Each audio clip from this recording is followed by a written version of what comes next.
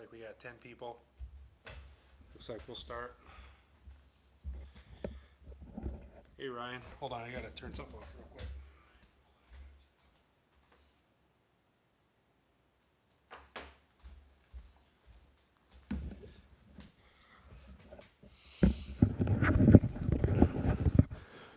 Well, it's a Saturday afternoon, and I don't know how many people are going to log on to this, so we'll just roll with it. I know it's a little impromptu, but I find myself with an empty house for the day, and I got some people coming over later, so probably couldn't do it then. So yeah, I figured we would just talk right now, have a little Q&A. People can throw some questions at me. First off, while we're waiting for some people to log on, while we're getting going here, missed you. Missed you too, buddy. Um, yeah, so what you're going to see in the next few days, the next couple weeks, is going to be a lot of content drop. Most of it's going to be field work. A lot of stuff of me out on trails. I still plan on doing a few theory videos, and those the videos that made our uh,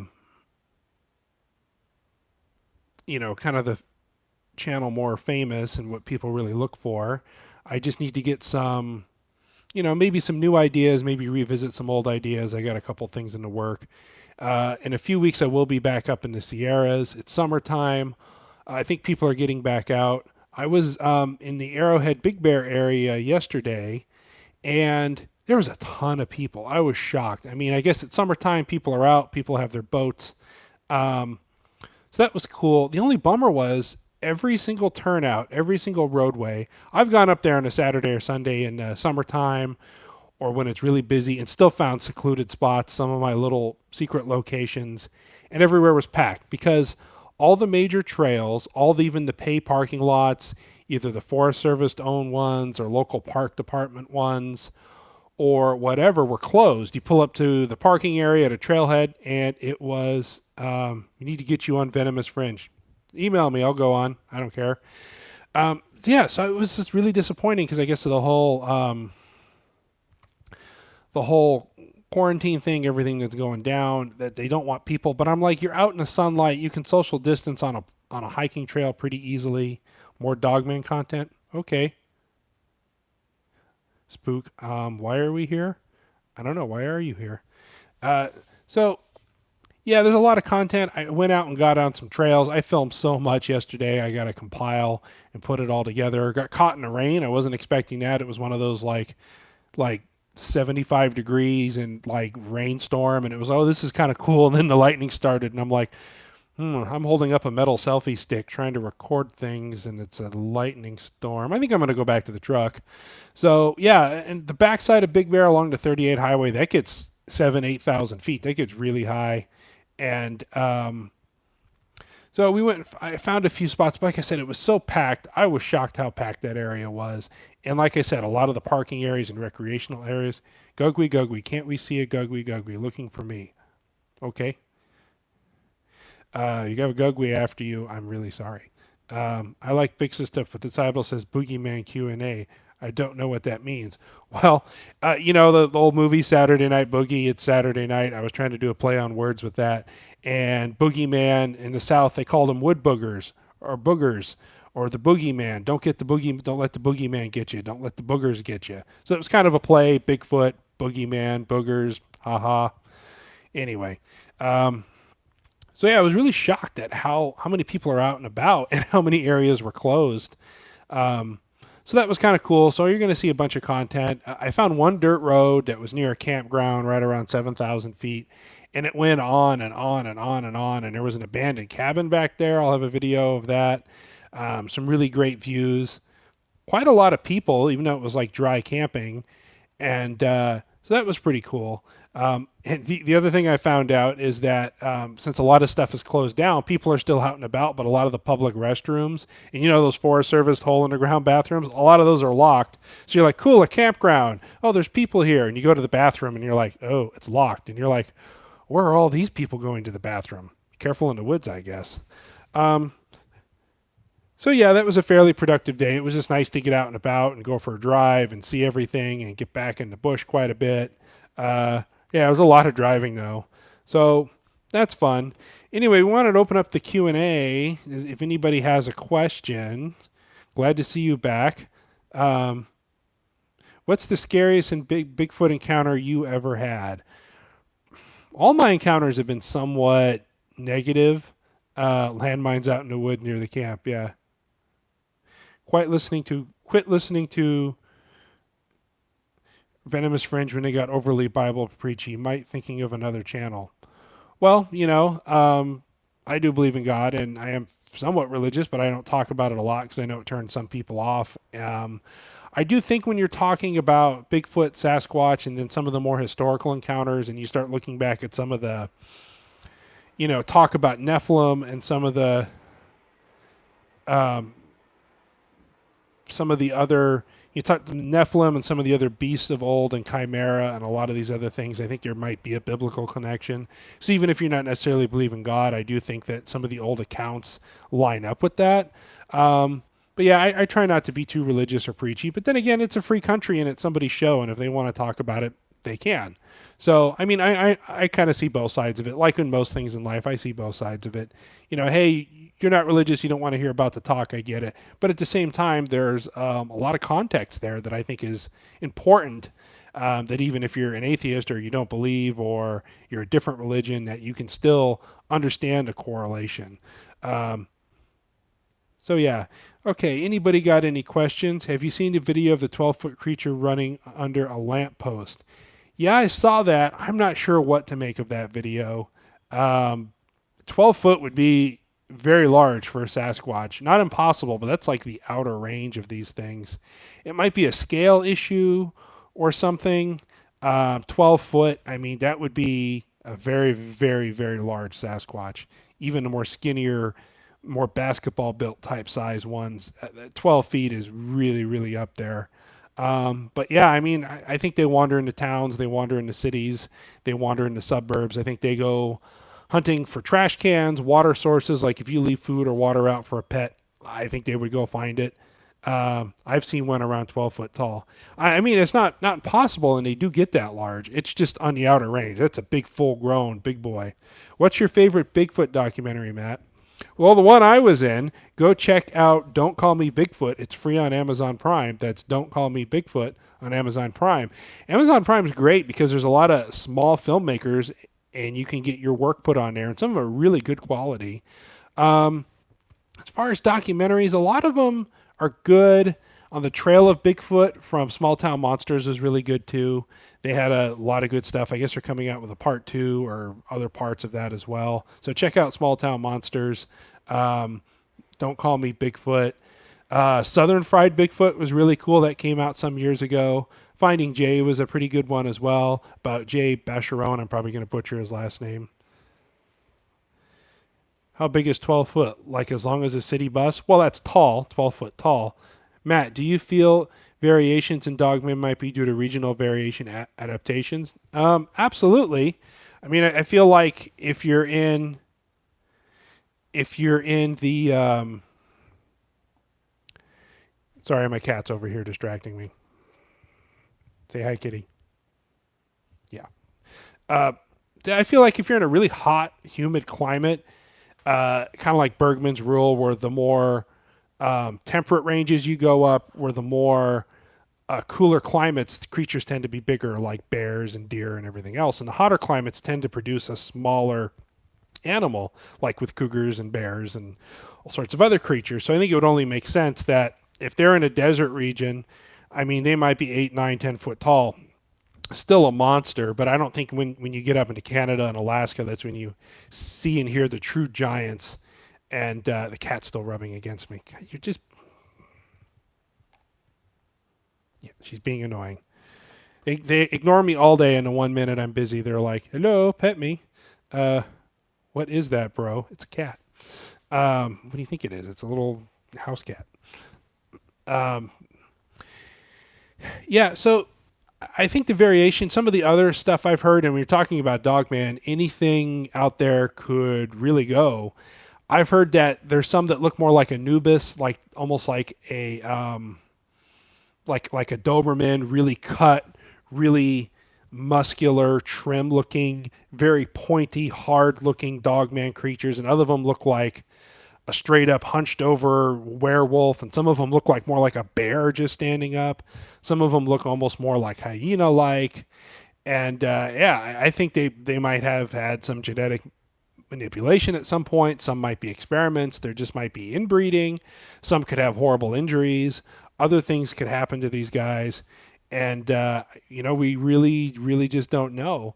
I guess in the United States, they are here, and I guess they're supposedly supposed to be a very ancient variety from what I've heard from other podcasts and other researchers. And like I said, it's all conjecture that the more Doberman, the more Anubis looking type are very rare, and the more kind of like your classic werewolf looking types um, are generally more what's seen. Sorry, I meant interviews with Vic. I don't know about any interviews. Oh, Vic Cundiff stuff? Yeah, I haven't listened to his show in a long time. Um, I know he talks about a lot of varieties, and people report quite a. I mean, everything from it looked like a just a dog standing and walking on its normal dog legs to being very human-like, but with a dog head. So, anyway, yeah, Ryan says they have the hyena types are my boys. That's the kind I ran into. Yeah, that's and I guess hyenas are more closely related to cat species. But if we're talking either an ancient civilization or a modern civilization or some interdimensional creature like a chimera, where it's just a mix of creatures bred together in some unholy union. I guess if they're an interdimensional creature, some kind of a demon taking physical form, or a flesh and blood creature that's been genetically modified that either escaped or was let loose, you could have a million different variations. And then if they're crossbreeding or trying to breed, yeah, just watch Terror in the Skies on Amazon Prime. Yeah, I haven't seen that yet. I got to get on there and watch Terror on the Skies. My wife and kid are out of town for a couple days, so I've actually just been out riding my bike and getting out there. Any input on Jeff Nandoli's government agent? No, I don't have any input. I haven't seen that. The last couple months dealing with my dad's estate. He passed away earlier this year, and trying to sell his house, trying to go through all that stuff, and mortgage complicated with being at home with my daughter, the whole um, pandemic that's going on, everything else. I just really have kind of just shut off from the Bigfoot world. So anything that's happened in the last couple months, I'm really kind of out of the loop on. You guys are more than welcome to send it to me, mattsquatchpresents at gmail.com. Send me a link to a video. I need to get back into it. So, yeah. Any other questions? Okay.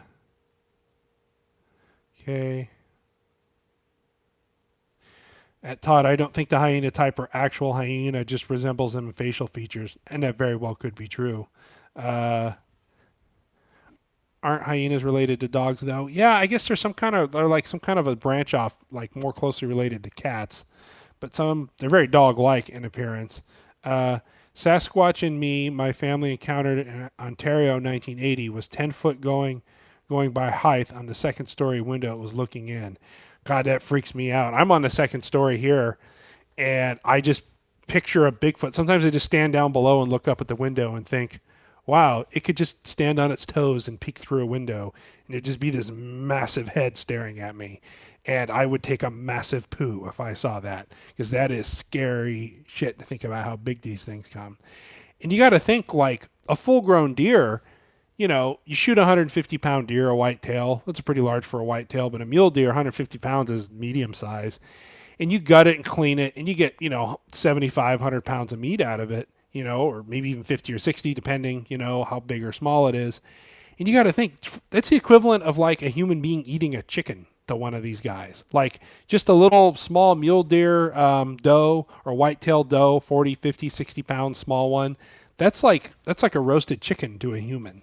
You got to think of how much meat it takes to keep these things going. And if you look at the caloric count of what is in animal fat and in animal flesh and muscle and everything else, it's way, way higher than any kind of tubers or roots or any kind of fruit you could pick up. With the exception, avocados are pretty high in fat. But yeah, so I mean, I think maybe they eat some berries if they're just walking by, but I think they just got to be hunting all the time. Hey, Brown, haven't seen you in a long time. Good to see you, buddy.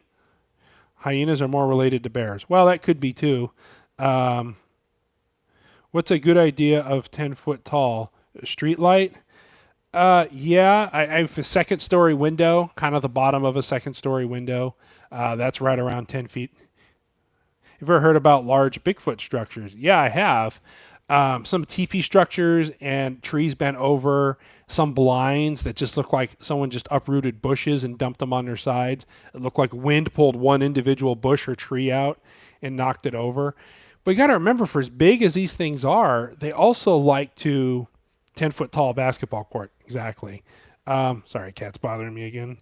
Uh, yeah, you got they are not opposed to getting on their ground, to getting on their hands and knees, belly crawling, literally descriptions of these things moving like spiders, walking on the balls of their toes and on their hands and knees. It's really, really intense to think of how big these things are, but how they can conceal. They really are the master of their environment. And I think they use darkness, the cover of darkness. I think they have great night vision. In fact, there's reports of people seeing them. They're looking through amplified night vision, like a night vision device, like a PVS 14, some kind of Gen 2 Plus or Gen 3, and they see a Bigfoot. And even in pitch dark, these things are still hiding, or on thermal, they're still hiding behind a tree. So I think that they don't know that humans don't have as good as night vision as them. So I think even in the dark, they're still concealing themselves, which I find fascinating. There's always something. Like, there are reports of it, but most of the encounters where it's just the sighting, like they're behind a, they're up on a road and they're down in a ditch, they're behind a tree, they're in the bushes.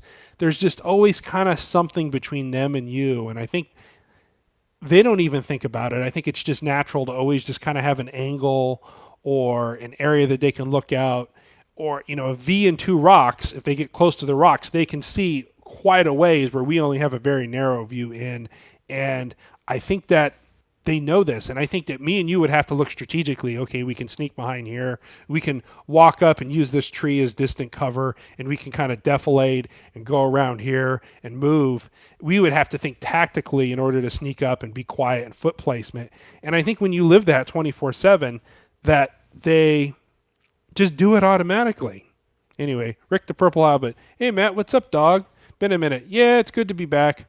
Um, do you think the Southwest USA is full of feral pigs could maintain a huge number of well-fed Bigfoot? Evergreen forests are so barren and full of acidic soil. Yeah, that's one thing I find, that the first thing I look for, like yesterday when I was out scouting areas, is water source. Um, that's why I think campgrounds and picnic areas and things, areas with trash cans and dumpsters, are really a big deal. If there's a water source and other animals go to that water source, uh, I think it's a really big deal. But just the open, barren, just hundreds of square miles of open forest where there's not a lot of creatures or anything going on, yeah, they're probably not around there. But I think down in the south, and even here in California, we have quite a few too. Feral hog population is just out of control. Have you ever seen like Big Tex Outdoors and what's the name of the channel? There's a bunch of YouTube channels where these guys go out every single night with night vision and lasers and thermal vision and just shoot hogs. Shoot 15, 20 hogs a night, every night, 7 days a week. And it just doesn't even make a dent in the population. It doesn't decrease the population. And I just got chills hearing you talk about the night vision thing. Southeast Texas, Florida, well, all over the South, even javelinas and everything else. Like, yeah, they're going to go where the food is. So the barren pine forest, where you just maybe have a few birds and squirrels and things, I think they may cut through those areas and they may make their overnight home there. Um, where could they live where they be eating some leaves like gorillas? I honestly don't think they eat that much plant matter. I think they're just, gorillas sleep a lot and they live in jungles where it's so lush and there's a ton of fruit and a ton of leaves and everything else. Where these things are spotted in deserts, these things, Sasquatch anyway, are spotted all over the place. And I think it's, come here. Come here. You're bothering me. Come here. Anyway, say hi. Say hi, kitty. Anyway, so I think they got to go where the food is. It's the only thing that makes sense. And I think gorillas sleep a lot. They're very leisurely. They kind of wander around, they eat, they sleep, they're intelligent, and they can survive on plant life. But I think you have no choice in some of these areas to be a meat eater. There just isn't enough calories in anything else, especially in a lot of North America. And yeah, the feral pig population, a lot of places on the East Coast have huge deer populations. I think these things, if it was a small bear, maybe even a wounded bear, they'd probably eat a black bear, no problem. They could club it or something. They're smart. So yeah, I think the bear populations and black bear populations are on the climb, and I think deer populations are out of control in a lot of areas, and a lot of farmlands too. I wouldn't, they probably eat soybeans, they probably eat corn, they probably get the deer that are eating the soybeans and corn, they probably look for water sources. You just got to use a little bit of logic and a little bit of critical thinking skills to kind of figure out where these creatures aren't and aren't. And I think it's kind of a misconception. Oh, you want to see a Bigfoot? You got to go to the middle of the Sierra Nevadas. You got to go to Alaska. You got to go to Canada and drive to a really remote trail and then hike for 3 days to get to where these things are. And they're probably out there, but I think it's on the fringes of civilization, the fringes of farmlands and suburban areas, backyards, housing tracts that abut to areas. Maybe you have a big forest, but there's a meadow and a riparian area where the stream is. I could see them picking out crawdads out of there, freshwater clams, getting the raccoons and deers and things. And it's the other thing too, is I've heard reports a while back of one of the things with tree knocking is, I think they use it for communication or as an alert system of, say they're near a campground and a truck pulls up. You probably hear a knock and then you hear another knock somewhere else. It's probably like, hey, there's some humans around, 10-4. It's basically like a radio communication. And, but one of the other reasons why they knock is I've heard stories of them going up to trees, especially dead trees or dying trees or hollow trees, especially oak trees in California, tend to get hollow. They can still live and be really hollowed out. And they'll knock on a tree and put their ear to the tree. And when they do that, they're listening to hear if something's in there. And there's reports of them knocking on trees, putting their ear to it, going to the next tree.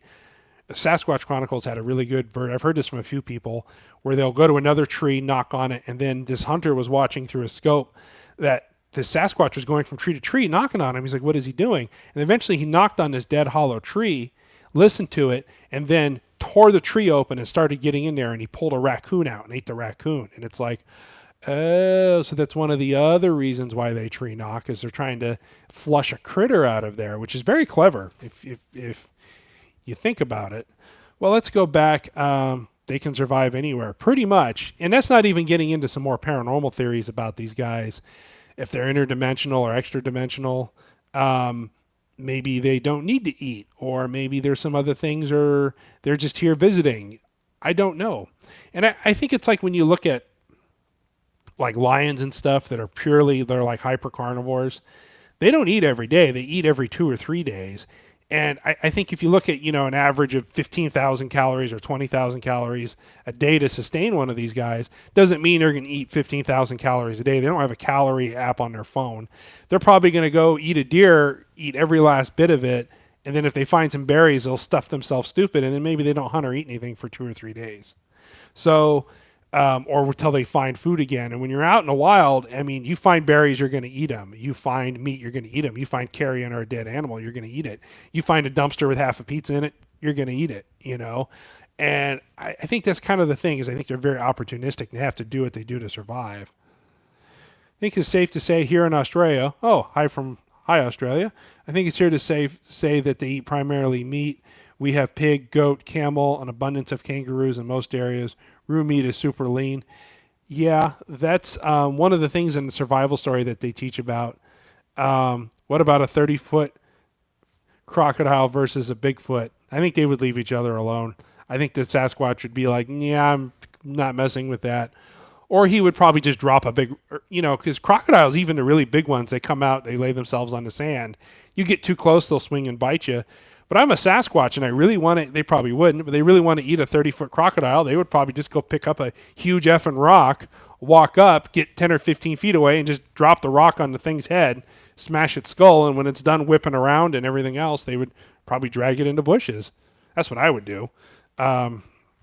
So yeah, I think if you're talking about like I'm a Sasquatch and I'm going to go wrestle a crocodile, that would be really cool to watch. But I think they're too smart for that.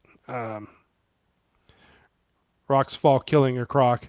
Yeah, I mean, I don't mean a rock. I mean like boulder. I mean when you're 8, 9, 10 foot tall and 800 pounds of lean muscle, a 200 or 300 pound rock that a couple of dudes could barely move, they could probably just pick it up on their shoulders and throw that thing with immense force. And if they, hit one in the head or the skull or something, they could crush it. It'd probably flop around for a while. You'd want to stay back, and then when it dies, drag it into the bushes. Although crocodiles eat a lot of nasty things, and I don't know how safe eating raw crocodile probably is. Anyway, um, tore her back door down. She shot it in the head.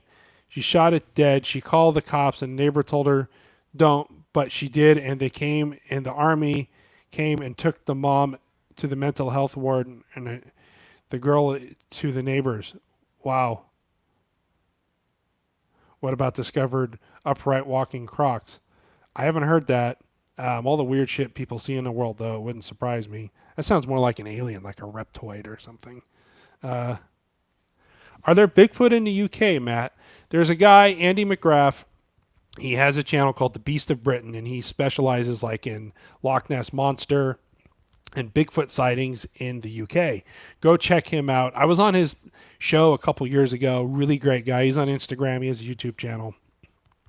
They probably eat bone marrow meat. Yeah, I'm sure they crack open and they know every single bit. They probably suck the brains out and every little bit of marrow and eat all the intestines and all that kind of stuff. They get every calorie they can out of it. I'm sure they do, because why wouldn't they? Um, yeah. So that's the other thing too. I was just thinking about the parts in like Montana where they have a lot of deer, where there's a lot of farmlands. I mean, every 20 feet there's a dead deer on the side of the road. It's just carnage. People just hit deer all the time. You got to think someone hits a deer, and I don't know how many dead deer that got hit by the road. I mean, literally a Sasquatch walking in a ditch next to a side of the road could just wait for a deer to get hit. After they, get a tow truck or able to drive away, and the dead deer's laying there, they probably just go drag it into the bushes with them. I think roadkill would be an excellent source, especially the overpopulated deer areas. So that's probably another thing to think about too, why they are seen by near roadways. Yeah. Plus, it's easier to walk on or near a road than it is to cut through the bushes. Love your channel, your theory vids. Thanks for reading my comments. Love to watch the late at night. Yeah, I had to stop watching all this kind of stuff. Orcas suck the liver out from sharks. Maybe Bigfoots are doing that to cows. But strangely, only when Matt Squatch is in the area, Bigfoot and Matt Squatch are never seen in the same place at the same time. Yeah, they know I have a camera. And they're like, oh, yeah, this guy smells like cheap whiskey. He's out of breath, and he's probably only going to be here for 20 minutes. Yeah, I'm not coming around this guy. You know, Sasquatch is like, the harder you focus and think about trying to reach a Zen point in your life, the farther you'll get away from it. It's kind of like that with Bigfoot, I always say, where the harder you look for him, the further away you're going to get. You pull over on the side of the road, just, duck behind a tree to have a pee for a second. And as soon as you do, you left your phone in the car, you just ducked out really quick to have a pee. And that's when you hear a knock. That's when you hear a strange call. That's when something's moving in the distance and you're standing there going, uh-oh. But you can spend all day out there with a camera and never see one. Matt Squatch, good talking smack with you again. Is this smack? Have you ever seen a Bigfoot? I've seen outlines at night. I've seen eyes shine 9 to 10 feet off the ground. And I've heard and seen large silhouettes in the darkness moving, but I've never seen one clear in the daylight. To answer your questions. And if I was going to make up an encounter, that's just something. It's like, well, how can we believe what you say? And I'm like, you can't. There's no way to prove. I'm not lying to you, though. If I was going to lie, I would make up a more interesting story than just seeing an outline at night or eye shine.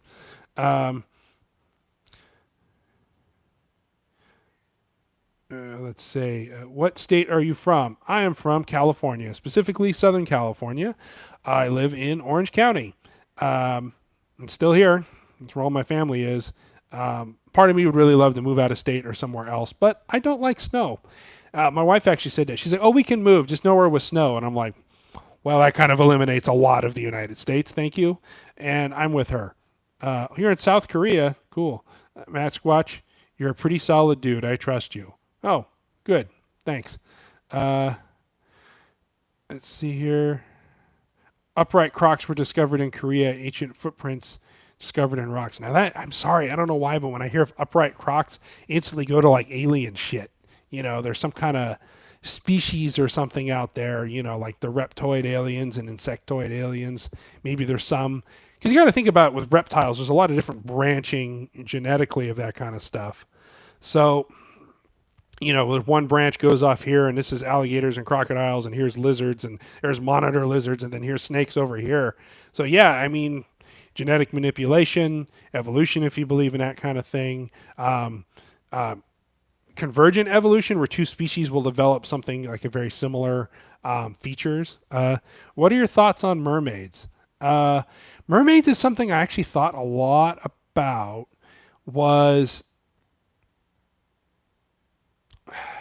I think that they've been in our folklore a long time, a lot like Dogmen have been in our folklore a long time, kind of like wild men tales have been in our folklore a long time.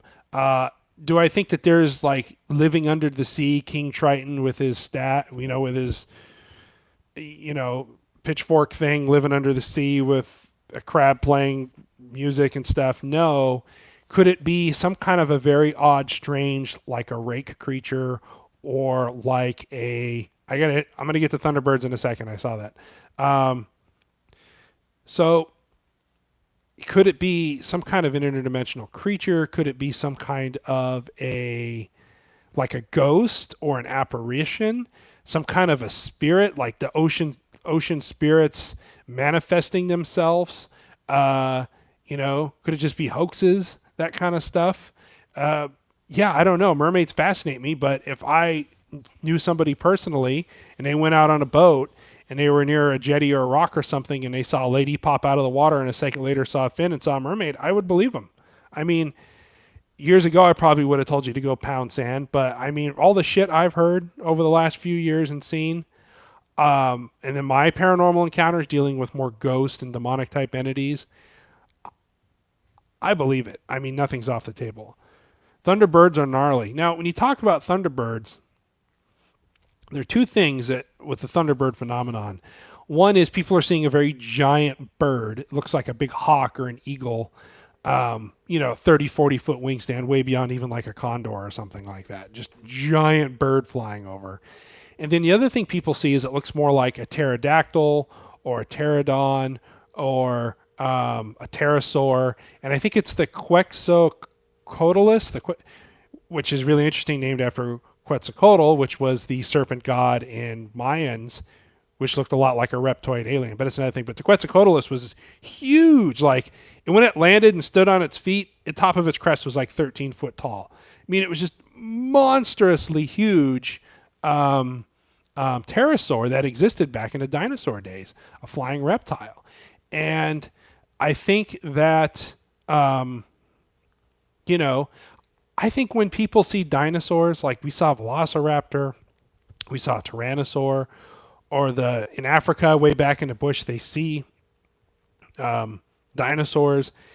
I think that, excuse me for 1 second. What people might be seeing is something like a residual haunting, where every night at 12, the old lady, you see this apparition of an old lady goes down a hallway. You don't interact with her. She doesn't say anything. There's just a shadow. Or it could be a rift in the space and time continuum. It could be another dimension crossing over, and every once in a while their frequencies line up and we can see 2 millions of years ago.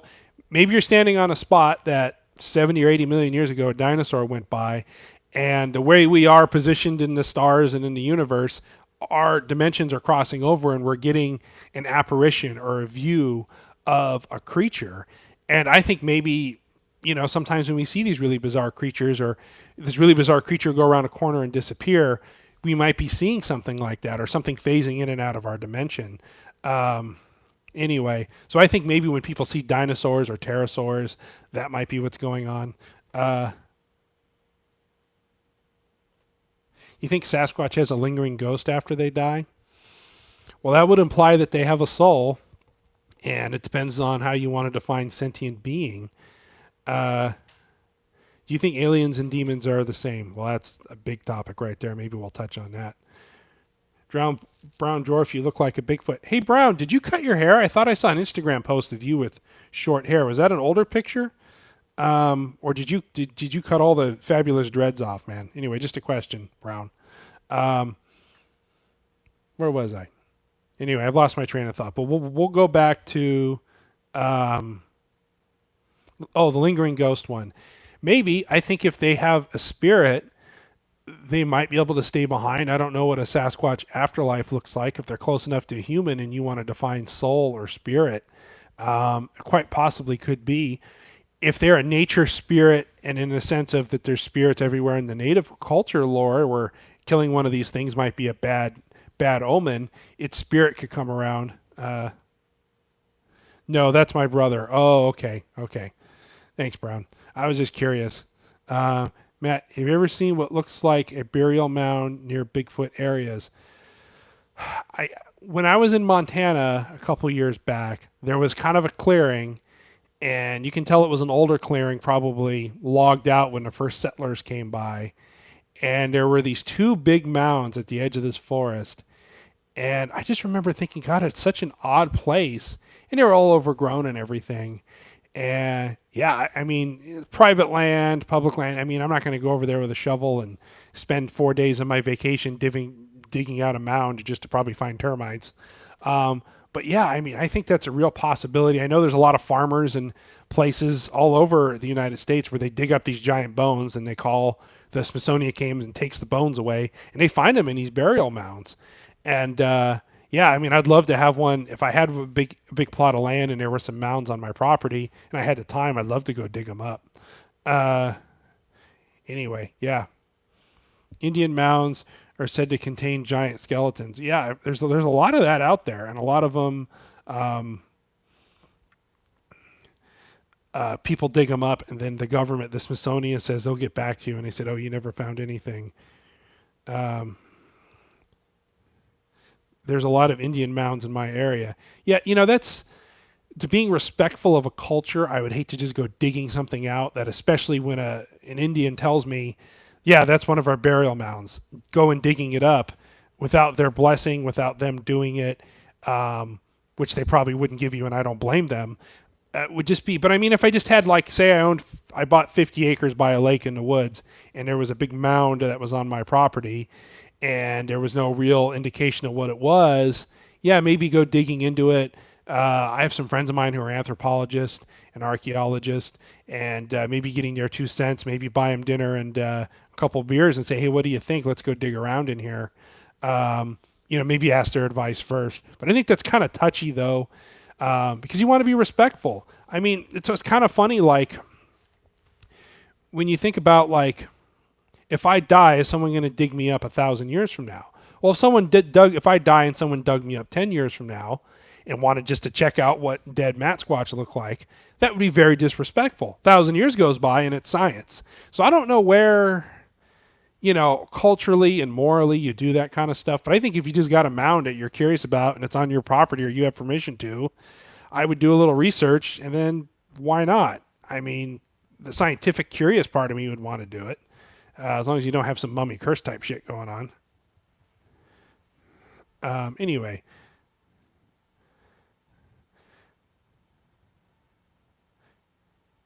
Rick, aka Purple Hob, this is from Spock.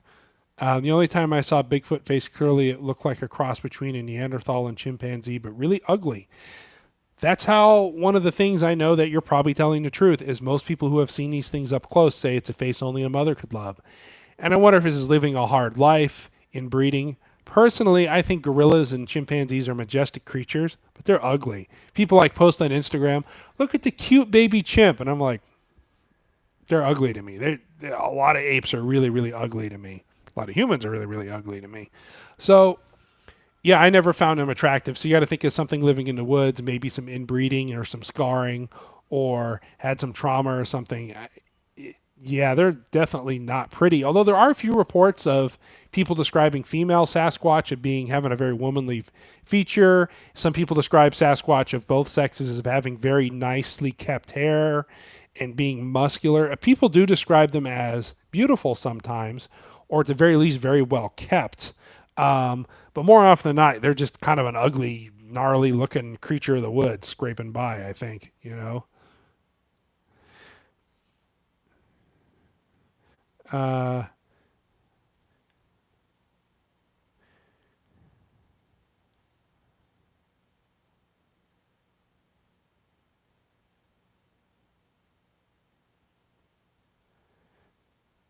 are aliens well, let's go back to that one.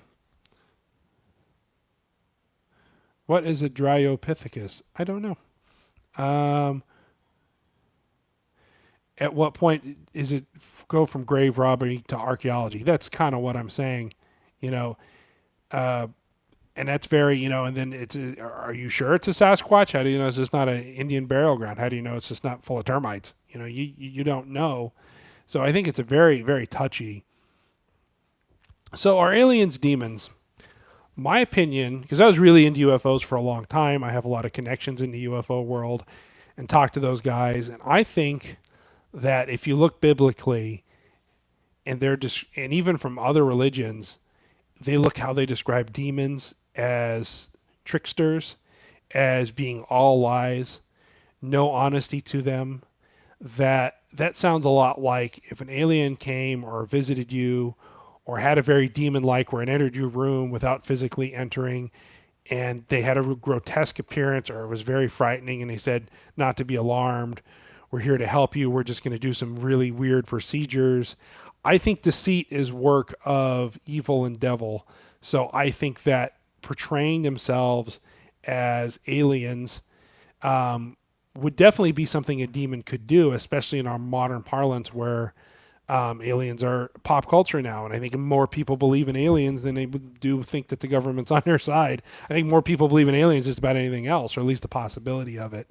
And I think that aliens from another planet, maybe, but I think they're more interdimensional. Or at the very least, they use dimension to um, get here quickly. I saw something about Alistair. Alistair Crowley drew a pic of a demon he encountered most. It looked exactly like a gray alien. Yeah, and then if you talk to the UFO people, the ufologists, they talk about there being many different types. Some are really kind of, ambivalent towards the humans, are kind of like, oh, they're just a primitive species. Who cares? Other ones are out to get us. Other ones want to help us. Other ones are mildly hostile, where they just find us, annoying, but they're not out to get us. Some of them outright do experimentations, according to ufologists. Some of them believe they have connections to the government. Whether you have reverse engineered aircraft or direct contact with aliens. But to answer the question, are they demons? It's crossed my mind, and I think that you got one alien species telling you that another alien species, one's trying to help you and one's trying to hurt you. You need to trust me, follow me. I'd have a hard time trusting any of them. And yes, I would be the guy like, we come in peace, break its legs, don't let it get away, And I would just be like, if an alien comes down, Matt Squatch, we want to enlighten you, give you knowledge. We want to make you physically wealthy. We want to take care of your family. We want to give you immortality. I'd be like, thank you for contacting me. No. That's just my opinion. And, oh, we're superior intelligence. We're really smart, all that other kind of stuff. And it's like, well, I don't doubt you are, but some of the smartest people in the world are very corrupt. And, like I was saying with the whole demon thing, their whole point is of a demon is being deceptive. So I think with the alien demon theory, if they're not demons outright, they have some kind of a connection.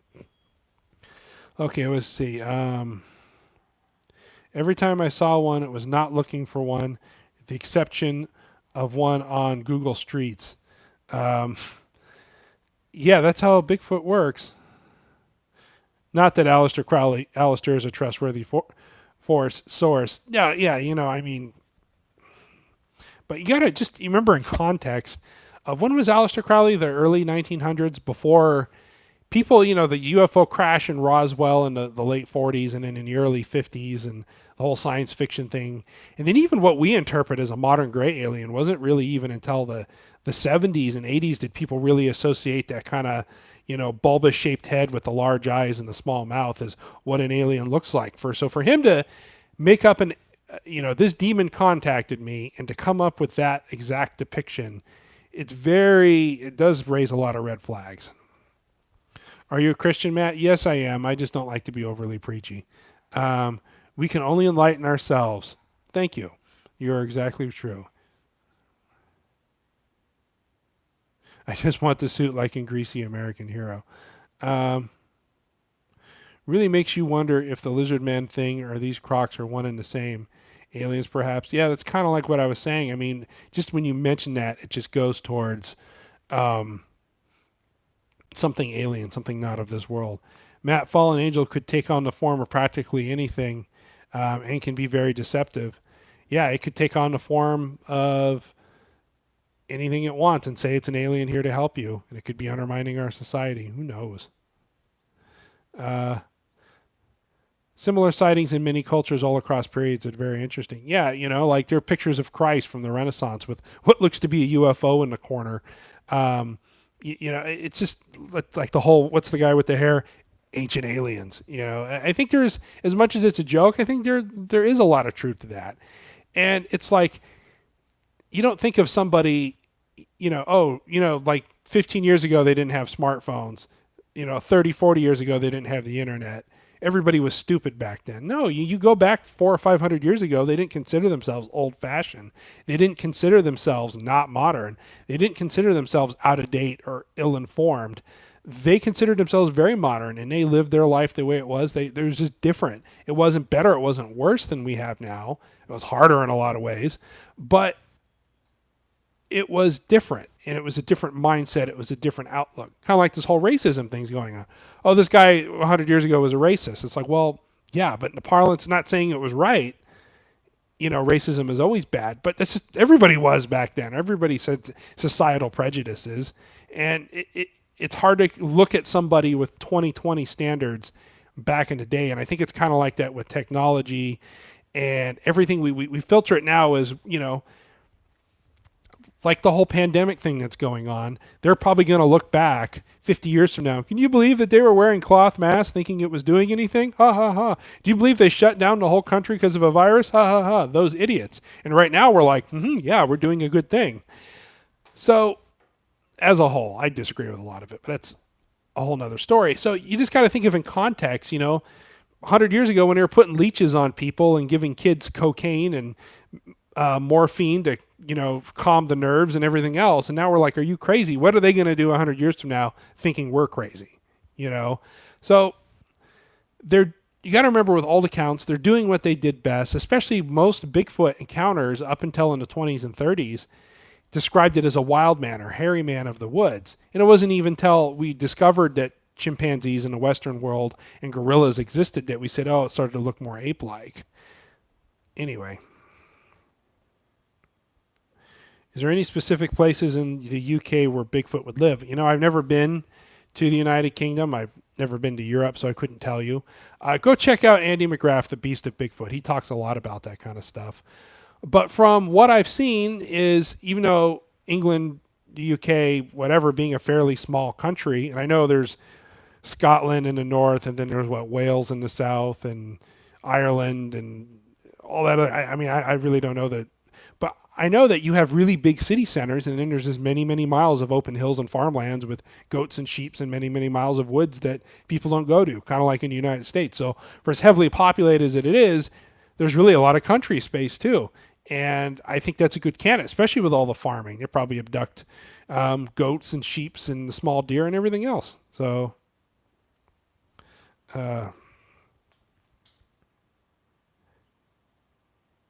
probably not the royal family. They hide a lot. Yeah, reptoids. Prejudice is just a natural fear in others that don't look like us. Racism is a fake communist word to control people. I don't necessarily disagree with that. I think that when it comes down to it, is tribalism.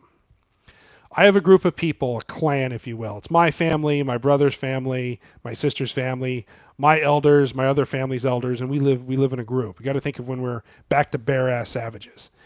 Um, and we were a group of people. Maybe the whole family, mostly we were blonde. Maybe we mostly wore animal skins. We're going through the woods and we find people with dark hair and they're wearing grass skirts.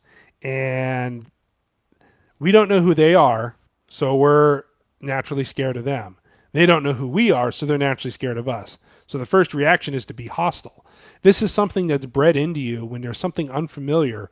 You naturally, um, you naturally have a fear of it, which is like, you're walking down the street and there's a pit bull. Well, pit bulls, there are a lot of nice pit bulls. There's a lot of them that aren't. A lot of dogs in general, there are some nice and some aren't.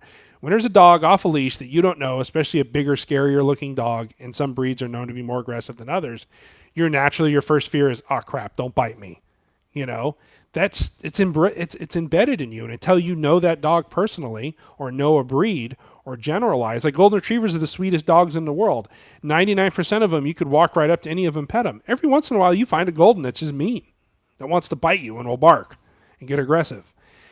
And I think that it's just so, to be smart, to be human, to educate yourselves, to remove yourself from a prejudice of a group of people is a good idea. It's great. Give everybody an open slate. But at the same time, like for me personally, I don't see black, white, Hispanic, or anything else. I view everybody as a potential threat. You are a threat until otherwise known otherwise. Till I know you personally, I'm just going to keep my distance and be polite, no matter where you came from or who you're from. And that's how I live my life, And it has nothing to do against prejudice at all. It's just, I don't know you. I personally have friends from every race, and there's good people and bad people from every race. And I think that's, like I said, that's really natural when we were tribes and clans to protect ourselves. What's this tribe doing over there? And there were, the Native Americans, like I think it was the Sioux and the Pawnee, warred for like hundreds and hundreds of years, way before the white man ever showed up. And the Pawnee were really hard on the Sioux were really hard on the Pawnee, back and forth. And so when they came across a tribe or a small group of people, they had to identify who they were. And there are people with good morals and bad morals. And I think that working past that and being a developed person is a good thing. Anyway, that's my rant about all the crap that's going on. We skip to politics and get back to Dogman. Well, somebody asked, so I wanted to give my 2 cents. We're done with that, okay? By the way, it's my show. I'll talk about what I want. Bigfoot doesn't vote. Being from North England, I don't think we have any version of Bigfoot in our folklore. Probably not. I don't know enough about it, honestly. I could barely keep up with everything. Are you a Trump Republican? No. I play good Trump, bad Trump. When he does something good, I go, yay, Trump. When he does something bad, I go, bad Trump. But I'm not a supporter. Bigfoot roaming the UK with a cluster of sightings from Kent into the Highlands. Oh, very cool. Thank you. Let's see here. So you want to talk about Dogman? Dogman scares the hell out of me. And it's like I preach in a lot of my videos. I usually go armed pretty much everywhere. But when I go out in the woods looking for Bigfoot, especially here in Southern California, it's just like, am I scared of people? Is that one reason to go armed? Absolutely. You never know who you're going to come across, maybe doing nefarious things. Are bears and mountain lion a real thing? Yes, they are. And actually, the carnivorous black bear stalking and killing people does happen. It's very rare, but it happens. Mountain lions, especially if you're in rocky areas or you're down below and there's a thing above you, it's rare, but mountain lions can stalk and kill you. And then when you get into Bigfoot, I do think occasionally they eat people. I think if you get a desperate one, I think most of the time, though, Bigfoot is smart. And if I kill a person, all that's going to do is bring a bunch more people in here looking for him. And I don't want that. We're not worth the trouble. But occasionally we are, and they do take us. Dogman, no. That's where like, oh, I'm looking for Bigfoot. Wait a minute. What was that sound in the bushes? I think I see something moving over there. Is it a Bigfoot? Wait a minute. I see pointy ears. Wait, I see teeth. Oh, so yeah, Dogman really scares the hell out of me.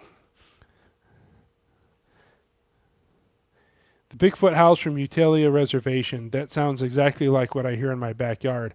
I'm not sure if that was a Bigfoot or a Dogman. I know the howls you're talking about, and they're pretty crazy. It's definitely a very unsettling noise.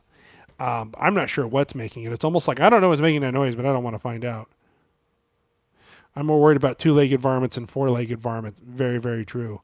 Uh,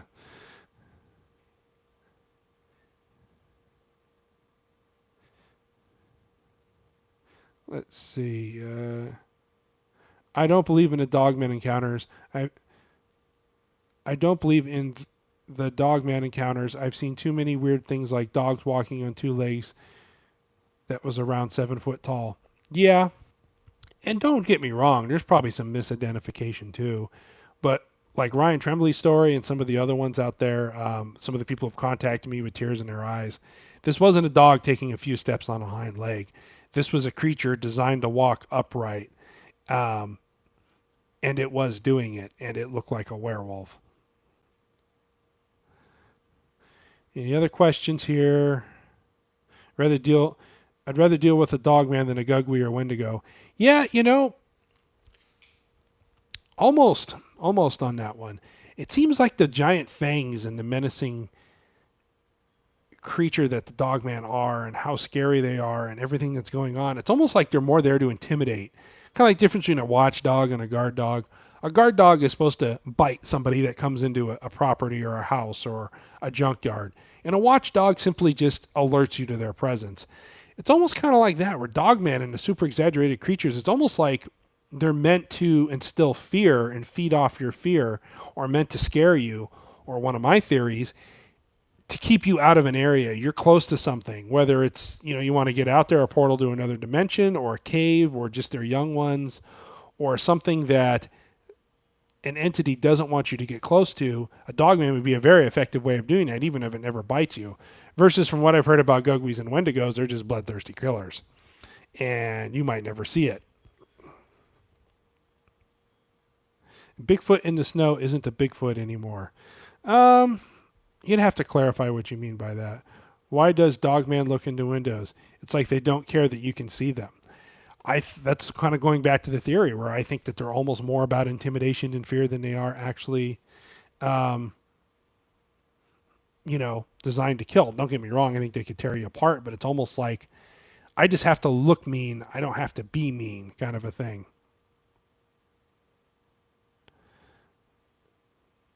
Let's see. Egyptian dogmen are depicted as guardians. Well, there you go. Peter Kane dog training is a hoax. Yeah, he was hilarious. A couple years ago when that whole thing was going on, like he says he has a body. He actually did a really good job on the body and the head and all that. He must have spent a lot of time going to the props and creature shops and doing all that stuff, and getting the anatomy right. Some of it looked a lot like bison fur that he had stuck on like a watermelon and then shoved some goat intestines in there. A lot of people were like arguing with me. I remember when that whole thing came down. No, he's legit. He has a real body. And I'm like, this is satire. This is Borat. This is 2006 and Borat's coming out. And this guy claiming to be some foreign guy on vacation wanting to learn. And then you get roped into his thing. I thought it was hilarious. I actually used to believe him. I thought he was full of shit. And then I started thinking, well, maybe he is right. And then I'm like, no. And then part of me kind of was. And I'm like, it's satire. Don't believe it, guys.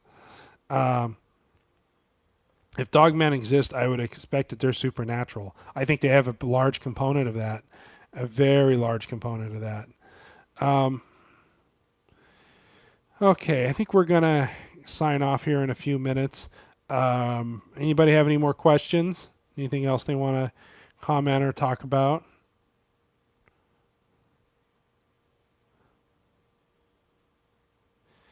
Do you think Dogman is biblical? Short answer, yes. I think that um, there's this might be pertinent here. There's a recent video of a guy smoking a cigarette and he opens the door in the backyard and accidentally films a dogman in Florida. Yeah, I saw that video. I lean towards it being a fake. Still scary ass though. Mountains giants, please. Okay, we'll talk about mountain giants. But let's finish up. Dogman being biblical. If you look in the Bible and they have half of heaven came down. They were fallen. They interbreeded with men. And there's a terms like chimeras and terms like abominations and crossbreedings. They bred with this, they bred with that, the Nephilim. And we're not just talking giants, but there are many different manipulations of creatures out there. And that sounds a lot like a Dogman. You know, St. Christopher was depicted as a dog-headed man. Now, he was depicted as more of like, oh, yeah, here, St. Christopher. I did a video on it a while back. Nobody watched it. I thought it was a good video. He was depicted as more as like a man with a dog's head as opposed to being like full werewolf. But it's really, really interesting. So, yes, I do think there's a biblical aspect to it. Mountain giants. Mountain giants are something that how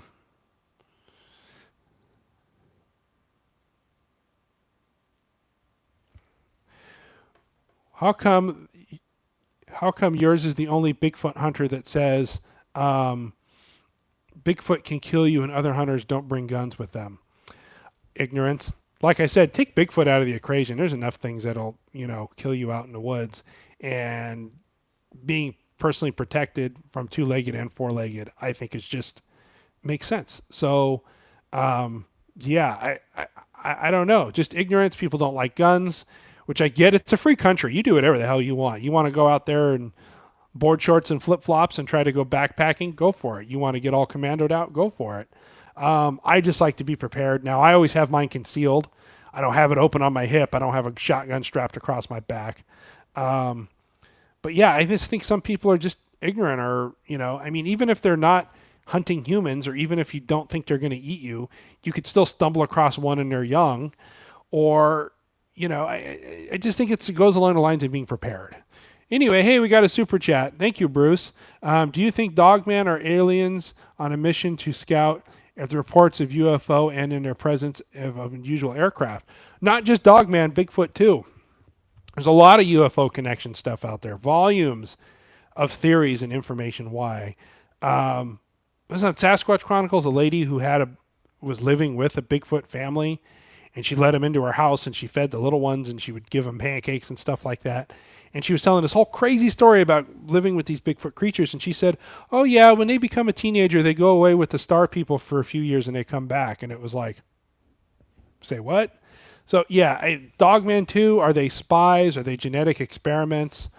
I don't know. They could be spies, genetic experiments. There could be portals or entrances to underground bases, and they're their guard dogs. I've heard theories going back to ancient civilizations that Bigfoots were laborers and Dogmen were guards.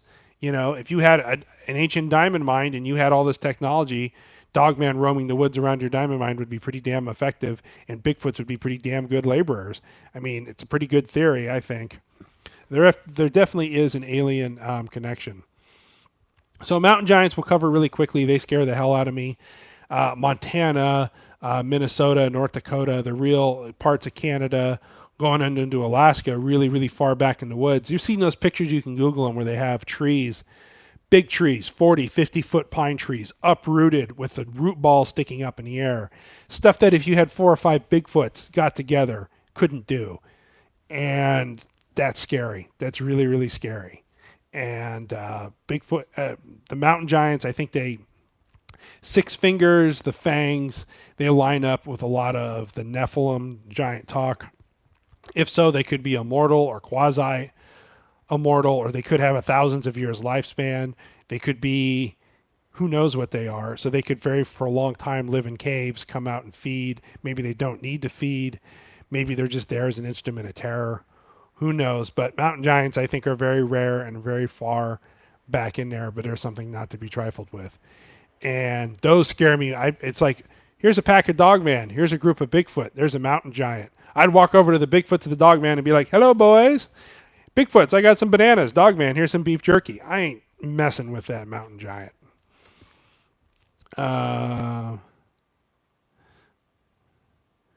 Okay. When will you go live again, brother? Probably in a few days. I want to start doing more of these. If DM are out there, and I believe they are, supernatural more than alien. Yeah, it's probably a safe bet. Nebuchadnezzar, his body was wet with dew in heaven till his hair had grown like eagle's feathers and his nails like bird's claws. Yeah, I believe it. Okay, we'll take one or two more questions and we're going to wrap up here. Six finger discount. That's funny. Giant grabs you off the trail and steals you away for the night. I don't think it's for the night. I don't think you're leaving. Um, is there signs that Bigfoot feeding their prey plants so they have more pigs to hunt later? Probably not. I wouldn't put it past them. I think maybe they could set up a trap where maybe they go collect berries or grain or corn and put it in a pile and they set up an ambush spot. I mean, we do that with deer and everything else, and they're pretty smart. Uh, anyway, any more questions?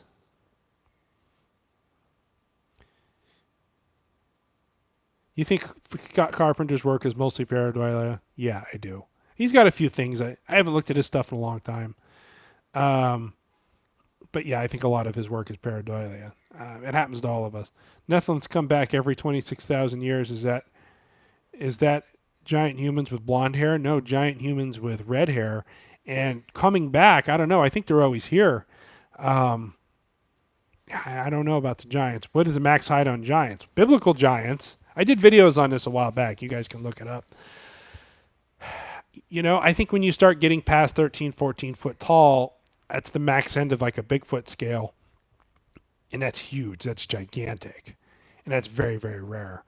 I think when you start getting 14, you got the 12, 13, and then when you start getting into 14, 15, 17, 18 foot tall, and they're not built like a giant bodybuilder, they're built more like an anatomical human, just a very, very large size and with a lot less hair on their body, then I think you're getting into mountain giant territory. And I've heard stories of, 16, 18, 20 foot tall, stuff that you'd be looking at their ass from a second story window. They're so tall.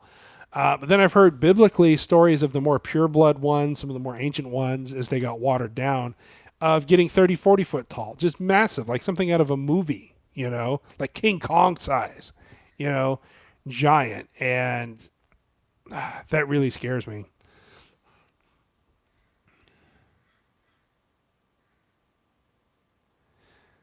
What do you think about about reptiles, the Sumerian mythos, vertical pupil creatures? Get be a reference to the David. Oh, what would you be a good reference to listen to aside from David Icke? Go to search MUFON, Orange County, and UPARS, UPARS. It's Universal Paranormal Society. They're in LA. I was a guest speaker there. They post all their guest speakers on their monthly meetings online, and they have a YouTube channel, and they have a lot of really good guests, and they have people that talk about this stuff. And you can find a lot of it on YouTube. You just got to do some digging. Bottom line is, I don't remember off the top of my head, but they're a good place to start. 16 to 20 foot tall. That is scary. How did you discover the different types of Bigfoot and Dogman? Well, way before I ever had a YouTube channel, like 10 years, I was listening to Sasquatch Chronicle when they first came out. Matt Squat, what's the square root of 7? I don't know. I'm not a math guy. But what's up, Woodsman? It's good to see you. What was I talking about? Oh, the different types. And reading different stories and watching these documentaries, even, Finding Bigfoot, the show with, the not finding Bigfoot, when they're out there hooting and hollering, it's a bunch of nonsense. The best part of that show, if you could just have all the episodes and watch the 10-minute where they do the town hall, where all these people stand up and tell you, I saw this, I saw that, it looked like this. BFRO websites with their Class A encounters, the classical encounters of these things, and you realize what people in the Olympic mountain range in Washington state look pretty different from what people see down in the south. And they also look different from what's happening in the northeast. And these also looked a little bit different from what we see in California. Now there's overlap. People will describe exactly like what they see in the Pacific Northwest and Texas. But for the most part, you're like, wow, this looked very chimpanzee-like. It had a round head, not a sagittal crest. It was excited. It made chimpanzee-like noises. It was 8 foot tall and human, but it looked like a cross between a human and a chimpanzee. Very excitable. And then you look at Patty and you're like, that doesn't really describe Patty. So it's our in science and just our natural. I'm a very neat, tidy person. I like wash my car like once a week. I like everything's all which I have a 4-year-old, so it really drives me nuts. But I'm a very neat, tidy person. So I think it's in our natural mental how we process things to categorize everything. I mean, just while you open a drawer, you don't just throw all your silverware in a big drawer and let them all just pile around. You have spoons, you have forks, you have knives, you have little forks, big forks. And it's just naturally we want to categorize things. And I could be wrong. There could be way more varieties. Some of these varieties could be combined. There was a theory that the type fours, that the ones they see in the Northeast that look very human-like, they look like a Neanderthal, are really just like a type one, a Patty, just without the hair. That if you shaved Patty from the Patterson-Gimlin film, that female Sasquatch, she would look just like a caveman.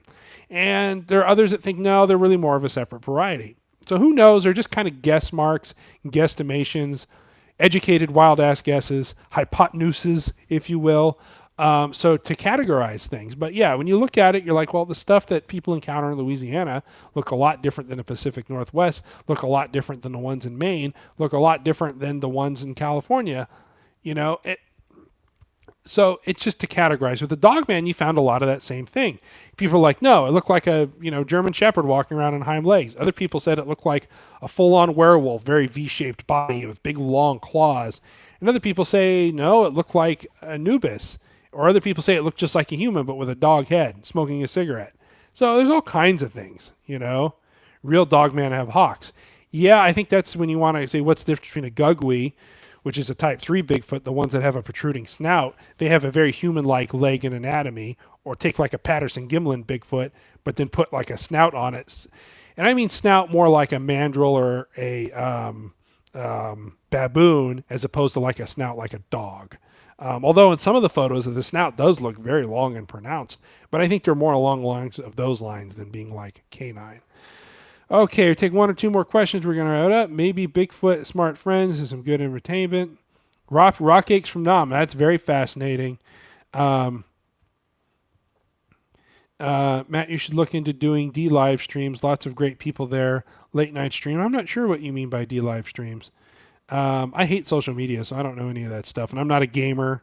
I'm pretty boring. I used to have a Twitter and a Facebook, and I deleted it all. Is there a part 2 lecture to MUFON? Yes, email me, mattsquatchsense@gmail.com. I will send you the link. I can't post it publicly because there's one copyright image that the person said, hey, I don't want you using this image, so I left it private, but I can send you the link individually to view, if that makes sense. Do you watch How to Hunt? He got a really clear picture of a type 1 Patty. I watch How to Hunt every now and then. He's got great stuff. I 100% believe him. I follow him on Instagram. He's a hell of a hunter, by the way, as he would say. I have not seen that picture. Email mattsquatchpresents@gmail.com. D-Live is a big growing stream like YouTube, Twitch, Mixer. I'll have to look into it. Yeah, I'm going to have to find that photo. Like I said, I've been so out of it the last few months dealing with all the family issues and everything that the last probably 2 months or so, I pretty much just shut off. I wasn't listening to podcasts, videos, nothing. Unless someone blatantly sent it to me or it showed up in my Instagram feed, and even then I would probably just glance at it. Now I'm getting back into it. So if somebody wants to send me a link to How to Hunt with his video at mattsquatchpresents@gmail.com with the clear Patty. I also emailed him because he was talking a lot about the How to Hunt guy. I emailed him. I think I DM'd him on Instagram and sent him an email and said, hey, you were wanting to know about the Bluff Creek Massacre theory, and he had some other questions that I have inside knowledge that I've never shared with you guys that I was going to talk to him about, and I never heard back. But I'm sure he's a very busy man. So I just never heard back from the guy, not holding it against him. Okay. Parler is social media without censorship. Yeah, I heard of Parler a little bit ago, and in the last couple days, a bunch of people are saying, yeah, man, I'm over on Parler. Yeah, man, I'm over on Parler. We'll see. In a couple months, if it takes off, I'll jump on there.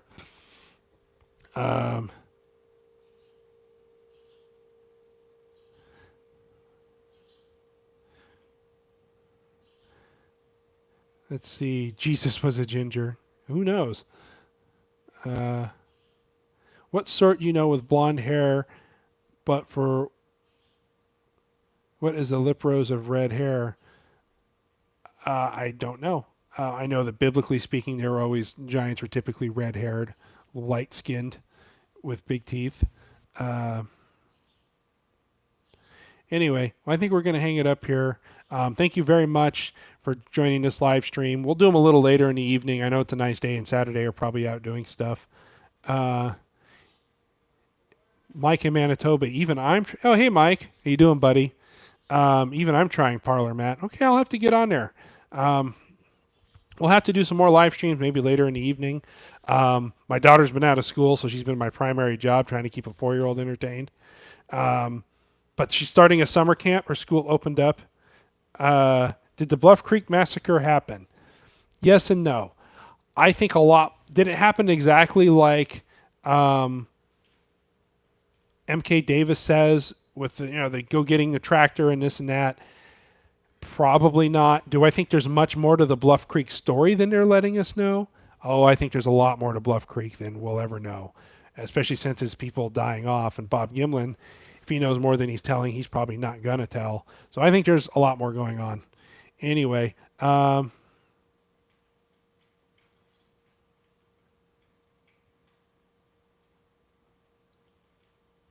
be cool till it's time to not be cool. That's the best advice I've heard. Um, anyway, well, take care, guys. Stay safe in the woods. And this was fun. Thank you very much.